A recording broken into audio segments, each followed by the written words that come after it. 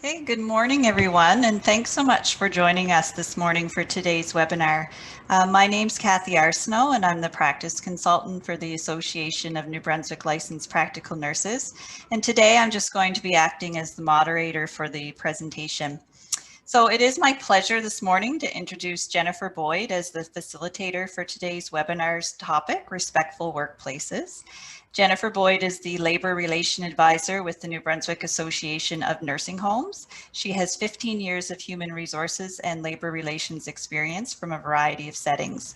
She developed her expertise working as a consultant with Montana Consulting Group, advising companies and coaching managers as a harassment and conflict resolution consultant with the Université de Moncton, and as a labor relations officer with the Vitalité Health Network.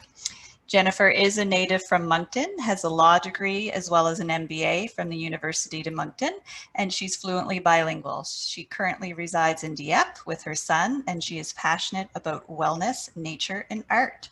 So welcome, Jennifer. I'll hand it over to you. Oh, okay. So I'm going to just ask the question if anybody, and I know you guys are all muted, but to make sure that, is the sound okay? Sounds nice and clear. Okay. Okay, so I have never done this before in this format. I've done these presentations quite often in person, so it's going to be an adaptation for me as well. So I apologize if there are some little glitches.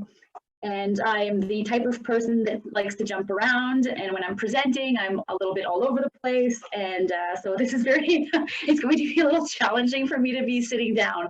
So I'm going to tell you a little bit about myself and why I'm doing these presentations, and then we're going to dive right in. So I realize that we're a little limited in time. This is usually a presentation that goes on for about an hour and a half, so you will notice that I might skip over some slides. Don't panic, you have the material, and we will cover all the main points, but like I said, I may skip over a couple of slides, but don't panic. So if you have any issues, like I said, with sound, please just put it in the chat box so we can adjust or something like that. But otherwise, I'll go right in. So as it was presented, that I have a variety of different experiences in the workplace, all related to this theme, amongst other things that I've done in the past. But one of the reasons why this topic has always been a little bit of a special interest of mine is because I have worked, like I said, I've worked in this field, but I've also been the victim of workplace bullying, and I have been the victim of sexual harassment in the workplace. And it's not because I'm cuter than anybody else, and it's not because I'm more of a typical target. I just want to make the point that it can happen to anyone. So violence in the workplace in any form, whether it's physical, whether it's sexual, whether it's psychological, it can happen to anyone and in any type of work environment, and it can happen even though you're aware, like I am. I've been working in this field for a very long time, and I am aware of what it is. And even it was in a job where about 5 years ago where I suddenly felt like I was being bullied, and it took a long time for me to realize that. It's so that's why I have a special interest in doing these presentations to groups, because we have been talking about sexual harassment for a very, very long time, and I think it's pretty clear to everyone you know, what sexual harassment is in the workplace. You know, if you have a colleague that starts rubbing your shoulders, you know it's kind of probably inappropriate, things like that. But when we are talking about bullying in the workplace and violence in the workplace, like verbal violence, it's a little different, and it's a little bit more difficult to pinpoint if it is happening or if it's just, you know, a conflict between two personalities. So that's why I like to talk about it, and I think that that's where we need to start to change culture. So On that note, I will just flip my slide here. If I could just make it move, it's not moving forward. Let me try that again. I seem to not be able to move my slide. Okay, this is just a little quote I put there. If you dislike someone, dislike them alone. Don't recruit others to join your cause. So as I was preparing my presentation, I fell on that well, I saw that on Facebook and I thought it was appropriate, and I kind of try to apply that in my personal life, and I invite you to do the same as well. There's evidently we won't like everyone that we work with, but we just I think it's important. The message is that we don't recruit others, and we don't gossip, and we don't embark others in our maybe dislike of a certain person. So here we go. I'll flip to the other side. Okay. Oh, I think I may have skipped one. I'm having a little bit of trouble. Oh, there we go. Okay. So I'm just presenting this image, and I want to present it for a specific reason. Before I go into the topic of culture in the workplace and violence and bullying in the workplace. So why am I presenting this picture of this young lady?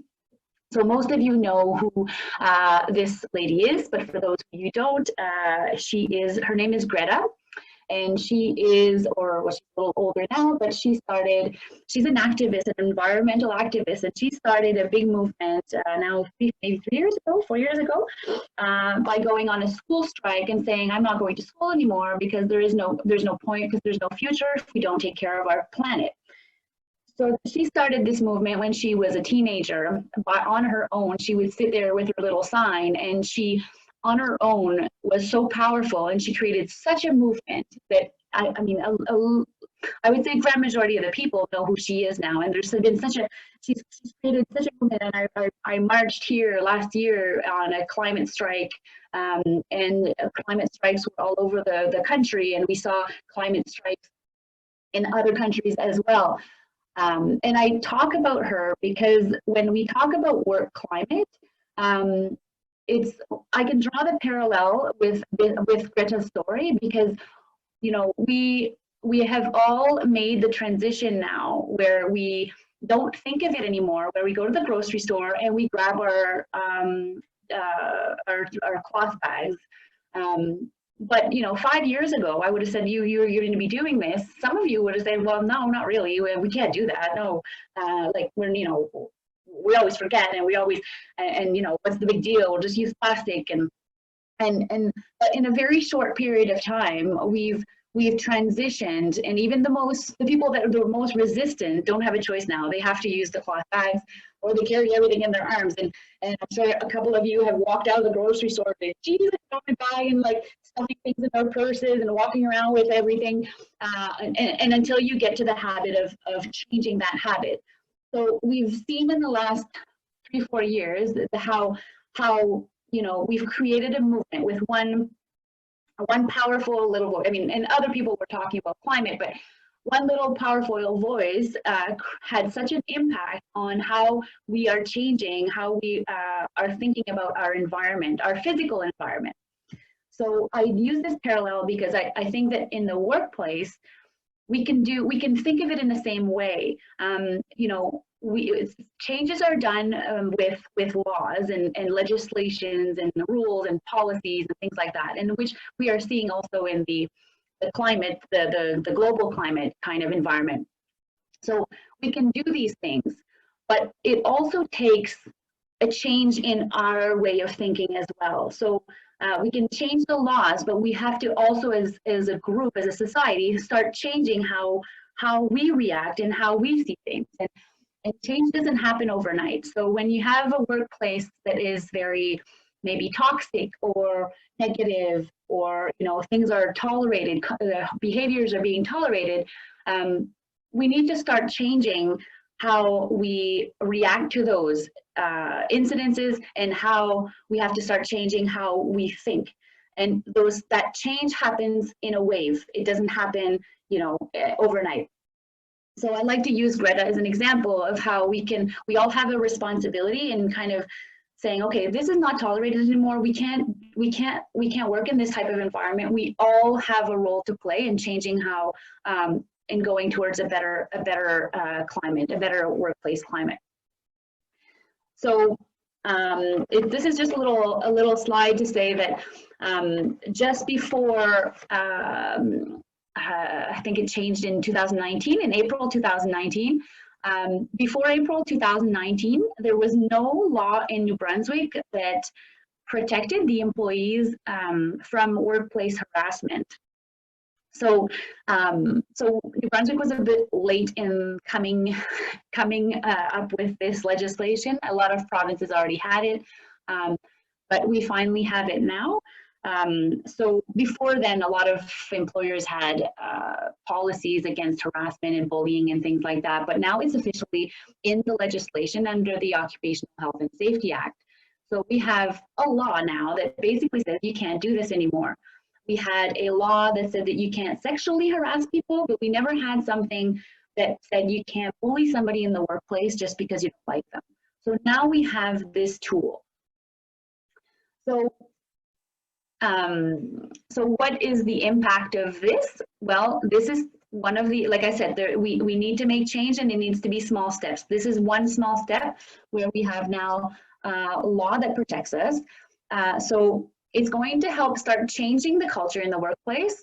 It forces the employer to act, just like it forces the employer to, the occupational health and safety forces the employer to make sure that your environment at work is safe, you know, by not having, you know, water on the floor or, you know, hanging wires. The employer has the same obligation now legally to not allow you to work in a psychologically harmful environment. So it does put the burden on the employer, and it does create the obligation to create policies that you will see across, because I know I usually do this to the this presentation with the nursing homes, but I know some of you work in other healthcare settings. So it forces a sort of uniformity. All the workplaces will have the same type of code of conduct to protect the employees and to kind of give rules on how to deal with these situations for the employer, for the employee, and for the victim as well. So there we go. So I'm not going to go into detail, and I know that most of you already work in a workplace where you probably have this type of, they call it a code of practice for harassment, but it's usually, we just call it policies. I don't know why they use this term in the legislation, but anyway, they just want to make it fancy, I guess. So most of your workplaces will have this already. It was imposed by the legislation to fit a certain mold. So certain things have to be in this policy. So you'll have definitions of what harassment is, what a toxic workplace is, abuse of authority, things like that. Your policy will have how to signal an incident, usually with maybe some forms. It'll describe a little bit about the investigation process and how results are shared once the investigation is finished, and also protection against acts of reprisal, which means that some people, so often we see in cases where there is harassment, some people fear to bring it forward because they're afraid that, well, if I bring it forward, it's just going to get worse. Usually there's some language around protecting the employees that do bring it forward. And there's the whole aspect of confidentiality. So I've dealt with a lot of harassment investigations from different perspectives. And often the questions are around, well, I don't, you know, there's a lot of hesitation about bringing it forward for the reasons I've just explained. But also often they're afraid, well, if I talk to my manager and tell them what's happened, and then they do the investigation, and then there's a report, and everybody's going to see the report, and then, you know, all those, you know, personal things that I've shared are going to be out there. So when there is a complaint of harassment or bullying in the workplace, and we go through the process of having an investigation, and whether it's from your manager, or sometimes they hire somebody from outside to do the investigation, depending on the complexity. When the information is shared so that you will be interviewed by either, like I said, your manager or the investigator. You'll be sharing your personal story about what's happened. This information is not shared with the others. The only thing that will be shared once this process is complete is the recommendations in the end. So if for example, if you complain about being harassed, you explain all the details of the incidents, the investigator will also meet the person who's responsible for the harassing. He'll take down some notes and look at all the evidence and come to the conclusion that yes, this is harassment, this is this is not okay, and we need to do something about it. So the results that are shared with the parties that are involved are only the recommendations and the conclusions. Yes, this is harassment. No, this is not harassment. This is what we're going to do about it. And so I like to, it's always a question that comes up about, what's going to be shared and who's going to see this report. And so we try to maintain the confidentiality of the process, just to encourage people to come forward to share what's going on instead of keeping it inside and letting it fester and getting worse and worse. So I just put this slide up here. I'm not going to spend any time on it, but I just want to make the point that I'm not going to talk about sexual harassment today because it's a little bit more known, and I really want to focus on intimidation and personal harassment and bullying. So I think if we ask, if I would be able to ask, in what does bullying or harassment look like to you? These are things that will come up: spreading rumors, people acting threateningly, sarcasm, insults, degrading comments, and sometimes they're just these little things that kind of keep. It's like the tiny little aggravating thing that keeps on happening, and over time, that's when we realize that, geez, it's been months and months, and this person is really getting under my skin, and I don't know why I'm the target. And so it can manifest itself in different ways, and it usually takes time for you to realize that what is happening. It's not. I mean, sometimes the act is so egregious. It's so obvious that then it's much easier. And I can give you an example of that. I had an actual case in a nursing home where an employee told a fellow employee who she was already having issues with. She said, "I know where you live, and I'm going to hire a hitman and go after you and your dog." So that was a pretty overt threat. So then it becomes pretty clear what's happening. This employee ended up being terminated, and we went to a hearing, and the termination was upheld because the arbitrator said it's overt threats, and we can't have that there's no tolerance for that kind of behavior. But sometimes it's much less obvious. I'm going to skip this. This is an actual video. I'm not going to run it now, but it's in a video that was developed by British Columbia, but it's been adopted here in New Brunswick, and it just kind of gives you examples of bullying in the workplace. So I'm not going to run it now, but it's accessible through the PowerPoint. Okay, so this is a big, long definition. It's a fancy definition. It's one of those legal definitions with 1,000 words in it. But how do we define harassment in the place of employment? So I'm going to skip to the next one because I think the other slide is a little bit better. Oh, there you go. Okay, so this highlights the words I want to focus on.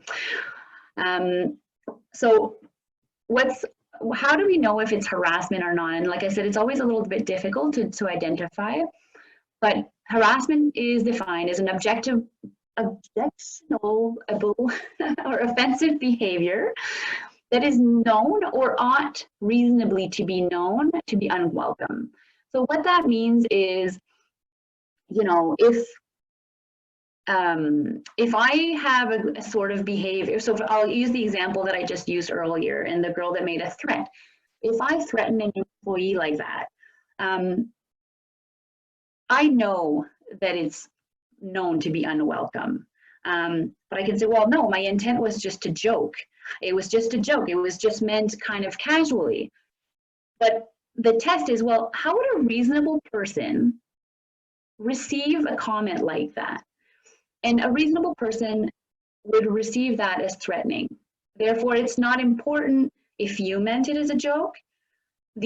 What's important is, how would a normal person react to being threatened like that? And if the answer is they're likely going to be highly offended and intimidated, then that's what's the test.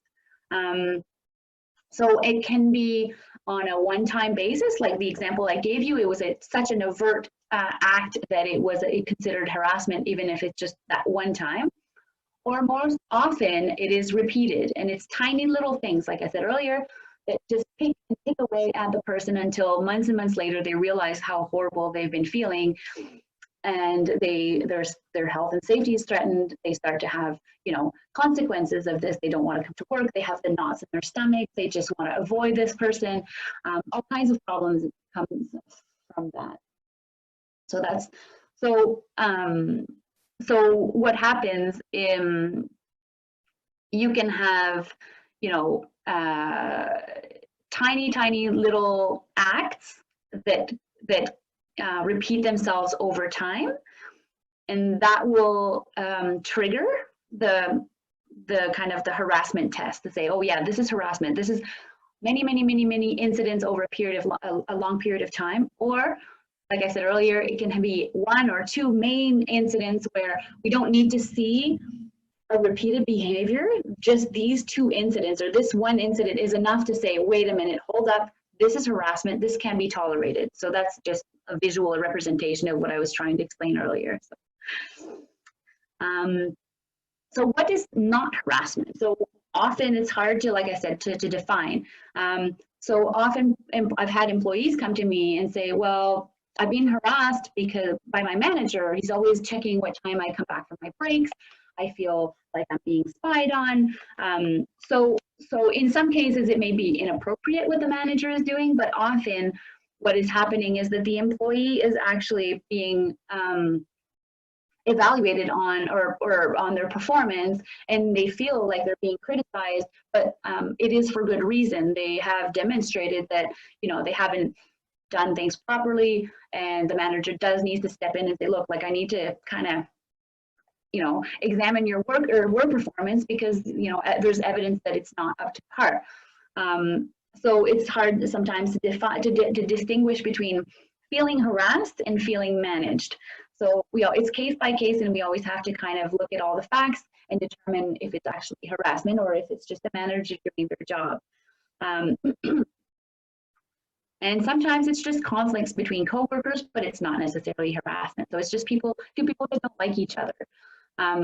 So like I said, it's case by case, and when we have issues like this, they need to be brought forward, and then we can work through them in the very appropriate way. So I put up this quote because I find it kind of speaks to me in the sense that this is from an arbitrator in British Columbia when she was deciding a case on harassment. And she said, well, every act by which a person causes some form of anxiety to another could be labeled as harassment.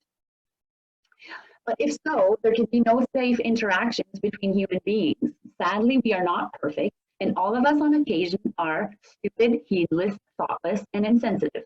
The question is then, when are we guilty of harassment? So it is difficult sometimes to determine, like again, when if it is harassment or if it's just being, somebody being in a bad mood, a conflict between two personalities. So we have to be careful to not label everything as harassment, and sometimes, like I said, it can be a little bit tricky. So. I've listed, there's a few slides here that I've listed on different types of behavior, identifying, if whether it's harassment or not. So we've all, maybe not all, but most of us have on occasion been, in a bad mood and, have gone to work slamming doors, or, just having like more abrupt behavior, talking in a more I don't know, like a rough kind of language. Is that bullying? Not necessarily. Is that harassment? Not necessarily. When we see these types of behaviors that are directed towards one person. So for example, if we have a person that's, usually pretty good to work with, but for some reason that person interacts differently with one particular employee, and it's constantly aimed towards that employee, then it starts to look like harassment. If you're working with someone who's constantly slamming doors and constantly in a bad mood, always gossiping, are they bullying? Maybe not. Do they need maybe kind of an intervention on maybe discussing their attitude at work? Likely. So even though it's maybe not labeled as harassment, the point I'm trying to make is that these behaviors are not necessarily acceptable in the workplace either. So I've just listed, I'm just going to go through them. They're listed as type of behaviors that are possibly harassment, but likely it's just difficult behaviors that need to be addressed, but not in the context of harassment. I'm just realizing that this slide is in French, so I will make that correction and send a revised version. Sorry. Okay. Okay. So, so what is the profile of a target, a person that will likely be the victim of bullying? So the research is showing that there is no typical profile. So, anybody can be the victim of bullying. Often we'll find certain trends, and my son told me that my PowerPoint presentations were very boring, and he made me add these effects here, and they're really annoying. I apologize. I'm just going to go through them and just pop them up here.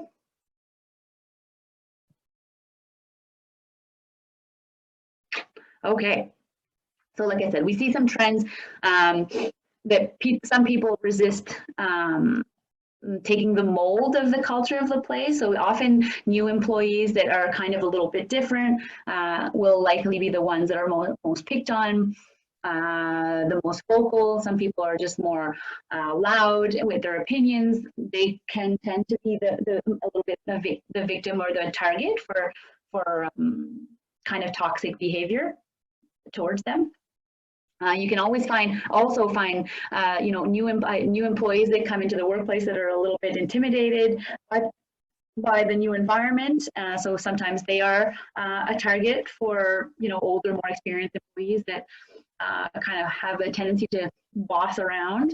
Not from the same background is another issue that we've encountered. Here in New Brunswick, where we have employees coming from different areas and different geographical areas, and they have different culture backgrounds, and so sometimes they fall victim of some workplace harassment. And we have also, so I have a little example of the last one, high performing perfectionist. We had a case in a nursing home where a new employee who was very, very, very good came into the workplace and was working really, really, really hard. And she kept being told by the more mature employees there, more senior employees, to slow down. They were criticizing her work, trying to find all kinds of things that she was doing wrong. And I'm not sure why they were doing that, but they did this, and they have this nursing home have the employer of the week, employee of the month kind of award, and this new employee got the new employee of the award, and they put a poster of her in the nursing home, a little picture of her face, and the next morning somebody had poked her eyeballs out with like a pen. So this is, if it was meant for a joke, it's just not appropriate. Now you can imagine this poor employee who's just arriving in a new environment, and she comes in the morning to work and she sees her eyes being poked out on her poster. So this creates such a negative and toxic work environment. And what happened with this employee, she was so discouraged that she ended up leaving. So this home lost a very, very good employee and not dealing with this this situation sooner.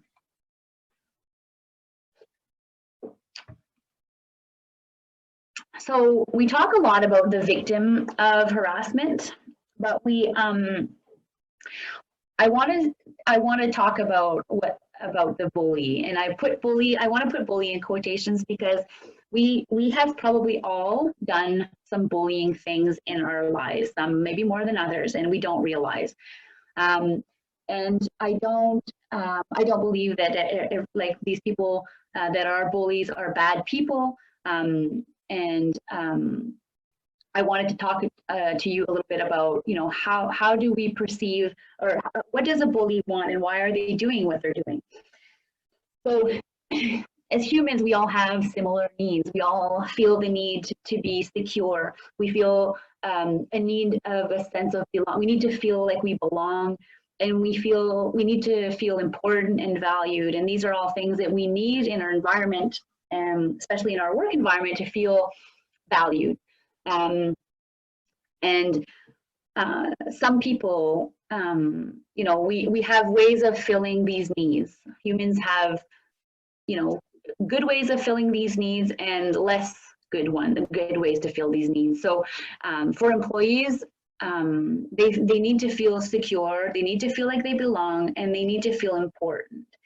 And for some people, they try to accomplish this by maybe making other people feel less than them, or they criticize other people to make themselves feel more important, more valued. And it's not good. It's not the best way to go about filling that bucket of need. All humans have their own baggage, they have their own lives separate from work, and we don't know why people do what we do, why they do what they do. But it's important to understand that these people that you may perceive as bullies are doing these things because they have a need somewhere inside of them that they're not filling. And I'm sorry, I'm French. French is my first language, so sometimes I'm trying to find my English words, and so they tend to want to fill these voids by squashing on other people. So when we start to understand why perhaps somebody is doing what they're doing, it helps us start to understand how we can maybe make that relationship better. I think it's important that when we are kind of living in a certain kind of dynamic, and it's easy to jump right away and say, oh my God, this person is horrible. But we're all human and we all make mistakes, and we all, like I said, we all have our baggage, and sometimes you just need to step back and try to understand the other person instead of just assuming that they're out there and they wake up in the morning every day to just make your life horrible. What do you do if you feel harassed? I always recommend that you write things down. We've had very often situations that come up, especially in a nursing home, where employees complain to management about stuff that's happening, but they're not unwilling to come forward with details or write things down or have specific examples, and it makes the job of the employer really difficult to be able to look into the incidents if they have very little facts, and they aren't able to look into anything if no one is willing to come forward, and therefore the behavior continues. So I recommend writing things down and keeping kind of a little logbook. And if you keep it to yourself and you never share it, that's fine. But at least you have it written, because it will be important in the long term. If you are really experiencing things that you're questioning, is this okay? I recommend writing it down. And then start talking to someone. So talk to a friend, and then say, how does this feel to you? And then I recommend talking to management. Say, look, this isn't right. I don't feel good about it. But you need to come forward with details. If you come to management, you need to come forward with the whole picture, because or otherwise they won't be able to help. So I worked on this before Christmas. So I integrated a little clip. Again, my son told me to make it more interesting, so here we go. If you do get accused of harassment, because for every victim there is somebody who's going to get accused for harassment, so please don't panic. If somebody comes to you and say, look, there has been a complaint about you, and because of your behavior, you're doing this, you're doing that, and you're making this person feel horrible. So please don't panic, and show yourself open to the comments that are being made, and find out what is, just try to, because you as the person being accused, you have rights as well. So you need to find out, what exactly are you being accused of, and get the information, and just collaborate with the process, and trust that there is a process in place. And most employers, like I said, they all have the tools to assess these situations and come to some form of resolution, finding ways to make things better in the workplace.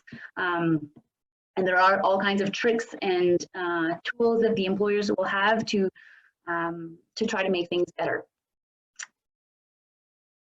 I've talked about this, I'll just skip this over.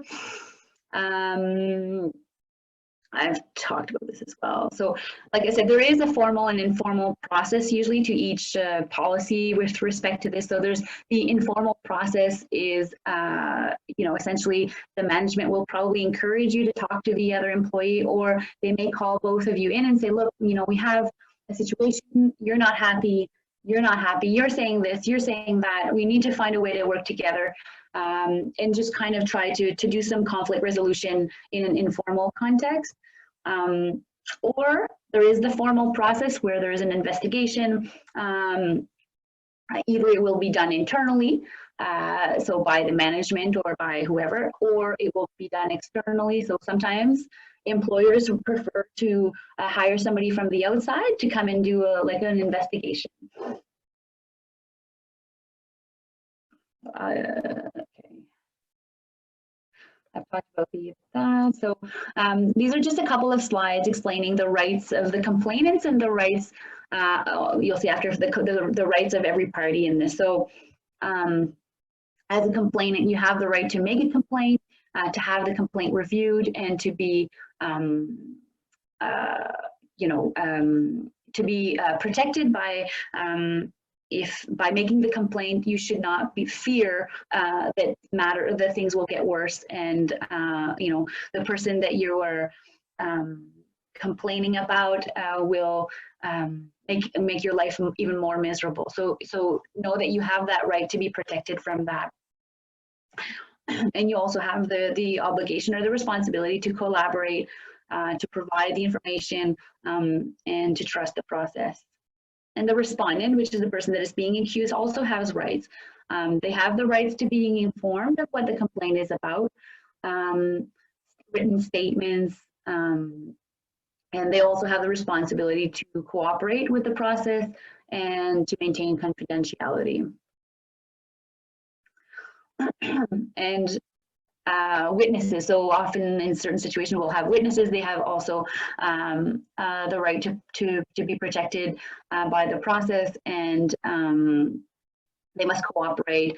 Often we've had situations where employees will say, well, I saw this happen, but I don't put my name on it.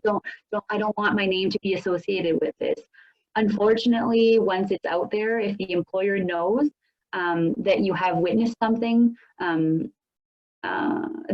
you must come forward and kind of own it. But trust that you will, like I said, for the other situations, you will be protected. You should not fear that your life will get worse by coming forward and explaining what you have witnessed or what you have heard or seen.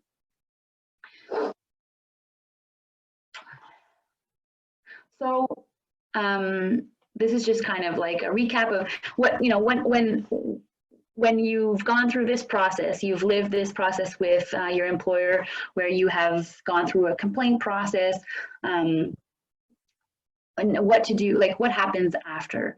So these are just a couple of facts. So most harassment complaints do not end with termination. I've given you an example of one that was extreme where it did end in termination, but most of the harassment complaints do not. We try to find ways to facilitate communication between the parties, or we do some mediation, or we find ways to sometimes just physically separate the people for a little while. So how do we move forward? So like I said, there's different tools that the employers can use to